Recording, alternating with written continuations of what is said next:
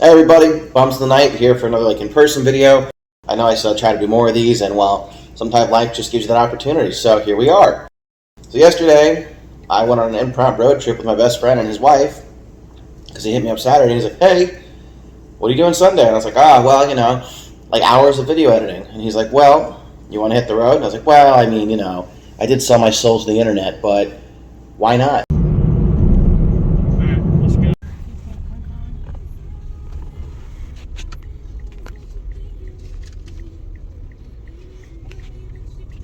Oh wow, it's so popular. They have one single cop down there guiding traffic. It's good.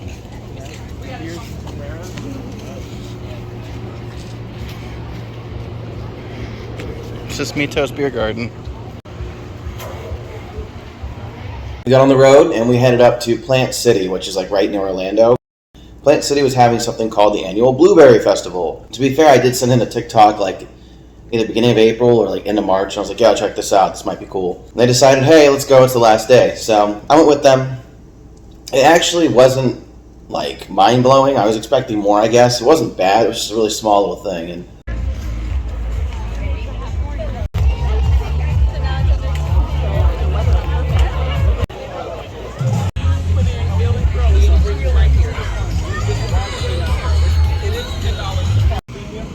it says, feed me, Matthew. Feed me, Daddy.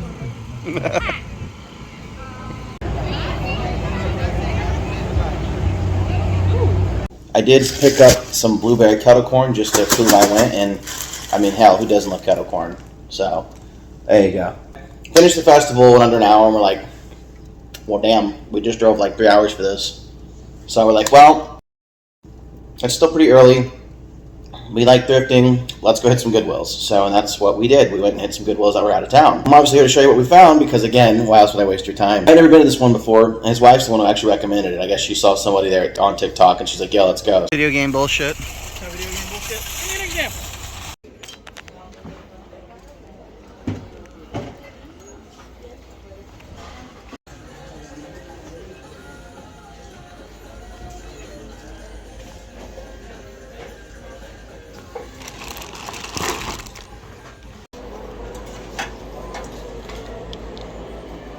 Stopped in there. Didn't have like a super major success. I mean, the book section was supremely lacking. They did have some VHSs, which was neat. I'm real weird about filming at Goodwill. It's just because I feel like people will like become uncomfortable when my camera's out. I don't want to make anyone uncomfortable. It's just kind of a whole awkward thing. So I only try to film if I actually find something. I picked up a copy of I Am Legend. I did not have this on Blu-ray. I am a huge physical media collector. At the end of this clip, I will pick up and show you my physical media collection that does not have a bookshelf yet, but as you can know, I'm a huge collector. I believe in physical things, and this is one of them. So I found that there, but I also found this while I was at the Goodwill. Now this is a Harry Potter board game, Harry Potter and the Sorcerer's Stone, The Mystery of Hogwarts, the game. What was neat about this is this has the art from like the books before the movies were made. So once the movies were made, everything started using like Daniel Radcliffe, but this is like the OG here. It is complete. And I only picked it up primarily to flip it.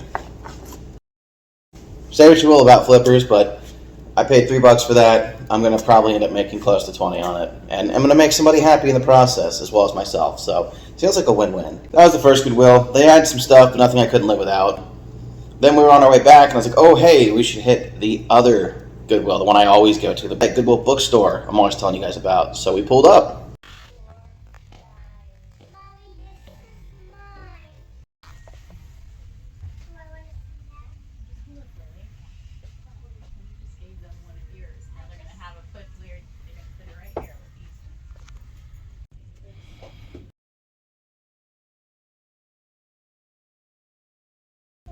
As we scattered about, I went and checked the journals. I found another copy of Handbook for the Recently Deceased. My best friend's wife's a huge fan of Beetlejuice, though, and I was like, hey, she'll probably like this. And I let them get it, and they paid like $1.99 for it. I already have two, I didn't need a third. At that Goodwill, came across a couple Goosebumps.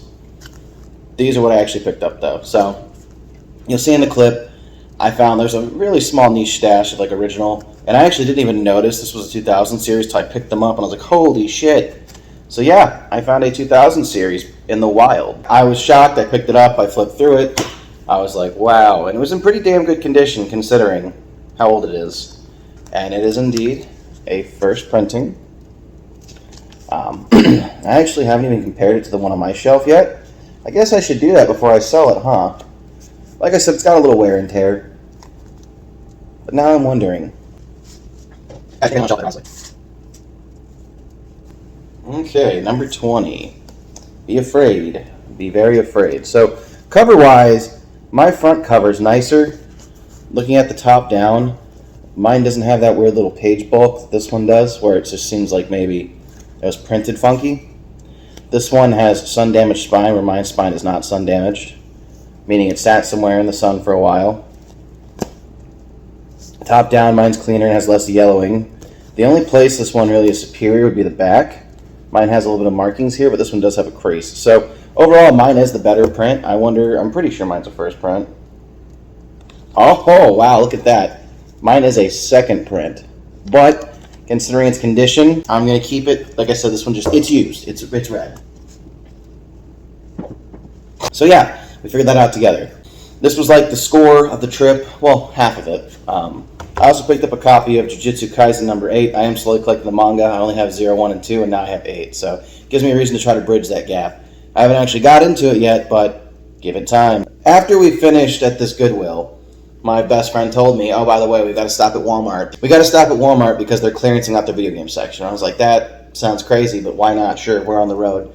So we stopped at a couple Walmarts. He picked up some games. I did find one game that I didn't have that I had been wanting to play, so I picked up a copy of Cult of the Lamb for the PS5. I have the sticker off, but I paid $15 for it, so not bad. It's still sealed. It's going to sit forever because I'm too busy playing Helldivers, Dead Island 2, and Fallout 76. So that was Sunday's adventure. Saturday, I went to the flea market with my grandpa, and we decided to walk around and just kind of check out the scenes. And while we were there, I picked up some other stuff.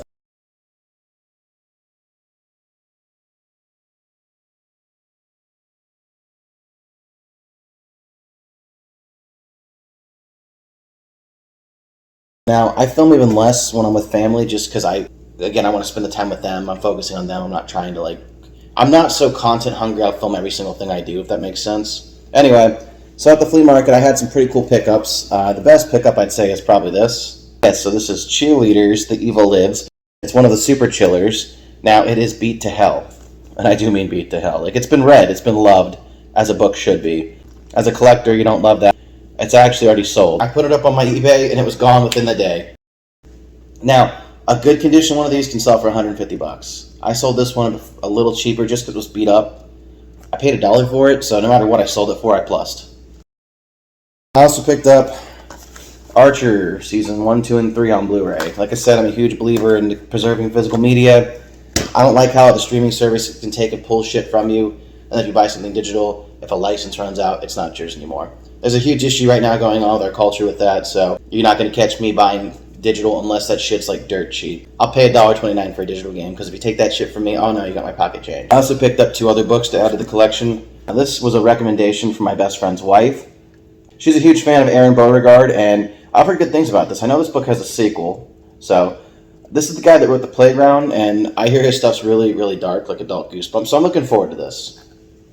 And last but not least, I picked up a copy of The Legend of Zelda Ocarina of Time Legendary Edition. I know you can buy these in a box set, and it comes with all the manga adaptations.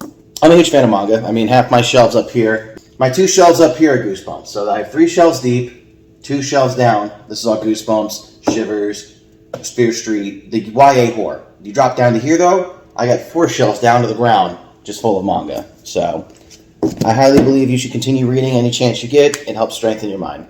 Anyway, so that's kind of my hauls and pickups here.